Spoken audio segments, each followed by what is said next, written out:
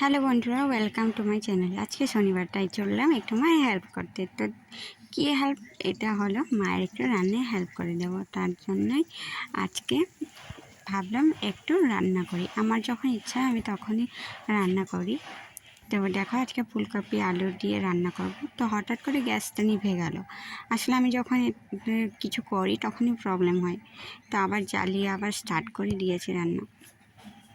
তো তোমরা যারা যারা আমার ভিডিও এখন দেখছো, প্লিজ ফুল ওয়াচ করো আর কমেন্টে জানিও যে কেমন হয়েছে।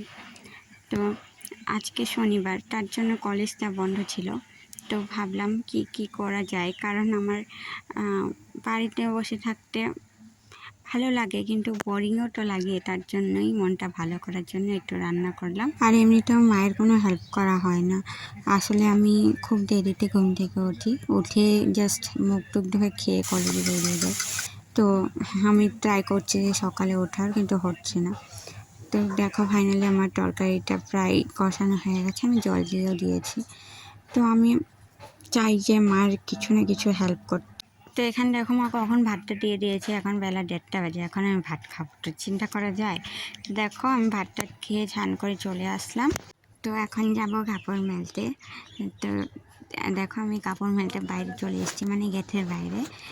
আমাদের বাড়িতে তো বেশি জায়গা নেই, তার জন্য বাইরে মেলতে এসেছি। বাইরে রোদও আছে, একদম শুকিয়ে যাবে তাড়াতাড়ি।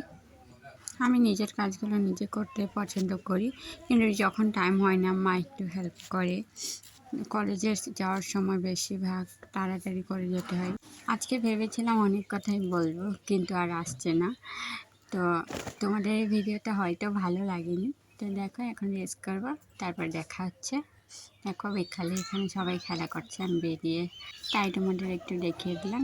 তো আমার সারাদিনটা এইভাবে কাটলো। Bye bye.